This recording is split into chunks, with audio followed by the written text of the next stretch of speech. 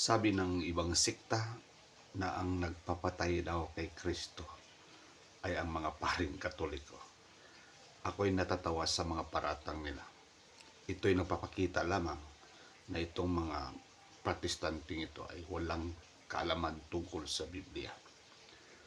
Kasi po, kung basahin mo lang ang Biblia, makita mo doon na ang nagpapatay kay Kristo, hindi paring Katoliko, hindi paring Hudyo, at maliban pa dyan, hindi pa ipinanganak buo ang simbahan, hindi pa nagiging pangkalahatan yung spreading of the gospel. Bago pa lang yung sinabi ni Kristo that time na I will build my church, no?